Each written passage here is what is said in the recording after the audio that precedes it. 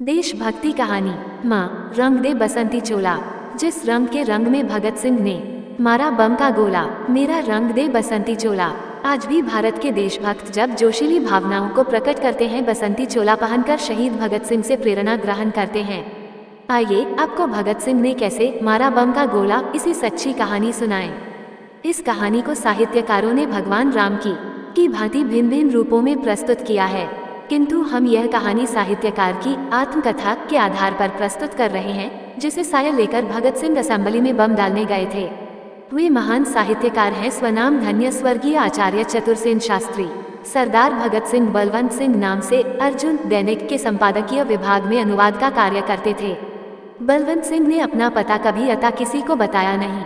चांद के फांसी अंक के प्रकाशन में सहयोग के समय आचार्य चतुरसेन जी से परिचय हुआ तो वह इनके घर उसका आने जाने लगा। उसको लगा कि इस देशभक्त दंपति में वो माता पिता के दर्शन कर सकता है, अतः वह शास्त्री जी को पिताजी कहकर संबोधित करता था। 8 अप्रैल 1929 को बलवंत सिंह प्रातः 10 बजे टैक्सी लेकर आचार्य चतुरसेन के यहाँ पहुंचा और असेंबली चलने का आग्रह करने लगा। मना करने पर बलवंत सिंह ने उस दिन कार्रवाई का महत्व बताते हुए कहा, स्पीकर पटेल इस्तीफा देंगे, स्वराज्य पार्टी वॉकआउट करेगी और भी न जाने क्या कुछ हो जाए। इस पर आचार्य जी असेंबली चलने को तैयार हो गए। आचार्य चतुरसेन शास्त्री, उनके अनुज चंद्रसेन, उनकी पत्नी और बलवंत सिंह चारों टैक्सी में बैठकर 10:15 पर असेंबली हॉल में पहुंच गए। बलवंत सिंह नई कमीज और निक्कर पहने हुए था, सिर पर फ्लैट हेड सुशोभित थी। कमीज के खुले गले में पुष्ट गर्दन चमक रही थी। लाल सुखे स्वस्थ चेहरे पर खूब लाल पतले होंठ रंग दिखा रहे थे। असेंबली भवन में आज अपार भीड़ थी। पब्लिक सेफ्टी बिल पर बहस चल रही थी। खूब गर्मागर्म वातावरण था। इधर बलवंत सिंह श्रीमती शास्त्री को नारी दर्शक दीर्घा में बैठकर तीर हो गया। भीड़ अधिक थी, अतः बैठने का स्थान न था। शास्त्री जी बैठने की परेशानी में उचक उचक कर कार्रवाई देख रहे थे। इस बीच बलवंत सिंह अपने साथी बटुकेश्वर दत्त से मिलकर कार्यक्रम की संपन्नता में लग गया।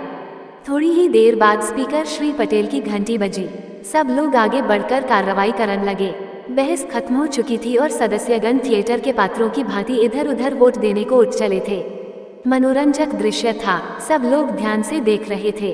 स्पीकर पटेल ने स्थिर गंभीर स्वर में बिल पर अपना निर्णय दिया और एक क्षण रुके। इसी क्षण एकाएक भयानक धमाके से भवन हिल गया और कोई 2 गज लंबा विद्युत प्रकाश ठीक उसी स्थान पर चमका जहां सरकारी सदस्य बैठे थे।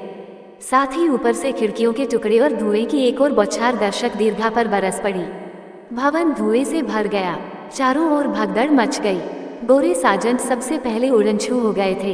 लेडीज गैलरी में अंग्रेज स्त्रियां चीख रही थीं। एक बुढ़िया मेम अपनी ही सीट में उलझकर छाता हाथ में लिए थे, मुंह गिर गई थी। शेष स्त्रियां उसे कुचलती हुई बदहवास भाग रही थी। थोड़ी देर में बम का एक और धमका हुआ। धुएं और अंक सब लग रहा था। क्रांतिकारिक अदृश्य सा दूसरे बम प्रहार के बाद दनादन गोलियां चलानी शुरू कर दी। मुख से उद्घोष किया, लागज रिवॉल्यूशन, और साथ ही बहुत से पर्चे एक साथ हवा में उछाल दिए। धुआं कम होने पर स्थिति स्पष्ट दिखाई देने लगी। आचार्य चतर शास्त्री ने देखा कि असेंबली में बम फेंकने, पर्दा डालने और नारे लगाने युवक बलवंत और बटुकेश्वर दत्त ही हैं। उन्होंने नीचे झांककर देखा तो सरकार के गृह मंत्री श्री क्रेटा टॉरपम मोतीलाल नेहरू ही बैठे थे। शेष असेंबली हॉल खाली था। दर्शक दीर्घा में दोनों युवक अचल खड़े थे और लॉन्ग लिव रिवॉल्यूशन का उद्घोष कर रहे थे। अंग्रेज सम्राट उनको पकड़ने आए, किंतु समीप पहुंचने का साहस न हुआ। अंत में पुलिस की दुविधा समझकर दोनों ने अपने अपने रिवॉल्वर फेंक दिए और पुलिस अफसरों को समीप आने का इशारा किया।